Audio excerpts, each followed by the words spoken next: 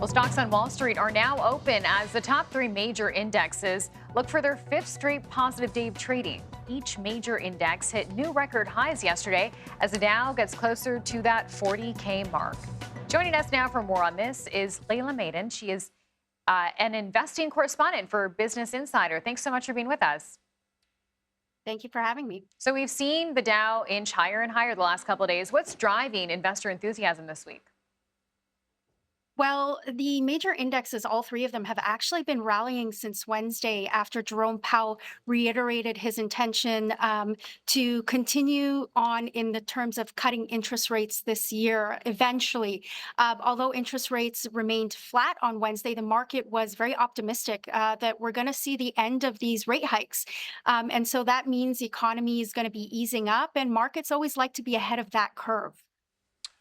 So how much of these gains are fueled by the Fed's decision and Powell's comments? Because there had been a little bit of weakening in the last couple of days, not significant. The stock market is still at near record highs, and we're watching, as you are, I'm sure, very closely to see if it crosses that 40,000 threshold in the next couple of minutes. But how sustainable is what we're seeing?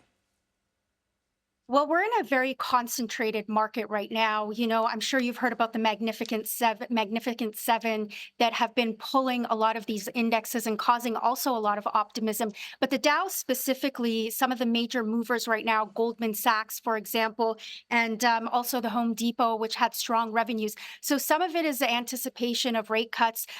Some of it is AI hype, and some of it is also companies having strong earnings, but also looking ahead. Fourth quarter earnings were strong when they came in, but many companies also anticipated forward-looking sort of a slowdown in revenue. So that's what we're looking at. Also in the concentrated space, you know, the mega cap blue chip stocks, AI, any sort of problems we see there could cause the market to be really shaky. Laila, what's interesting is there's sort of this disconnect, right, between voters' perception of the economy and the stock market under President Biden. Explain why.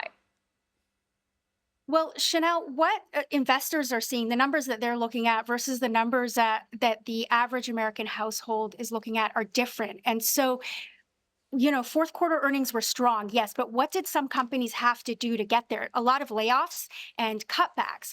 And then also we saw inflation at the grocery store. And so some of these companies were able to continue bringing in strong profit margins by raising their prices. But consumers have largely taken the hit in paying those prices. And then also, as interest rates remain high, you can't really buy a house right now. Getting a car loan is expensive, and credit card interest rates are still at their all-time high. So while the economy is steady, you know, if you want to make major changes right now, you really can't. So. Yeah, and we can see right now, Laila, stocks are flat, but they will end the week unless something dramatic happens. All the major indices will end up for the week, so we'll keep an eye on the markets there. Laila, as always, we appreciate you. Thank you.